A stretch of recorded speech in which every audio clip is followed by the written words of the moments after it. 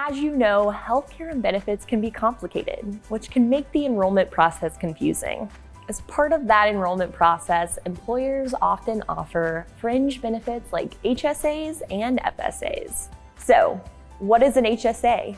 In this episode of HR FAQ, I'll answer that question and explain how it differs from an FSA and an HRA. Let's dive in. What is an HSA? A health savings account, or HSA, is a personal bank account that allows employees to set aside pre-tax dollars for qualified medical expenses. HSAs must be paired with eligible high deductible health plans, or HDHPs. Both employees and their employers can contribute to an HSA, but the IRS does limit total contributions to any individual account each year. In other words, the more an employee contributes, the less the employer can, and vice versa. The IRS typically increases the HSA contribution limit and HDHP minimum deductible threshold each year. HSAs are portable, which means an employee can take their funds with them when they leave employment. Also, HSAs roll over from year to year, making them an excellent investment for younger, healthier employees who may not need to pay as much for healthcare now as later. Speaking of investments, employees can invest their HSA funds in interest-bearing accounts for qualified medical expenses in the future. Individuals should keep in mind, however, that most banks who manage HSAs require a minimum investment, usually $1,000. The tax-free advantage of HSAs is another reason why they're such a popular benefit.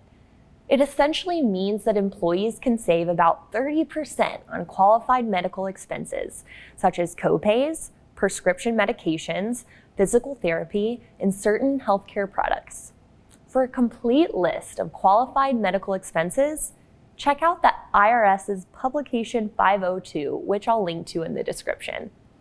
What's the difference between an HSA and an FSA?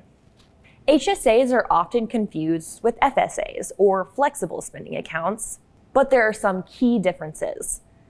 While both FSAs and HSAs allow employers and employees to contribute before taxes, the IRS sets a higher limit on HSA contributions. HSAs roll over from one plan year to the next, while FSAs typically do not roll over. For FSAs, employers have options to allow up to $550 per year to roll over and to extend a grace period of up to 2.5 months. FSAs are owned by employers, which means that individuals cannot set one up independently, and the individuals cannot take their funds with them when they leave employment. HSAs, on the other hand, are owned by the individual and are portable.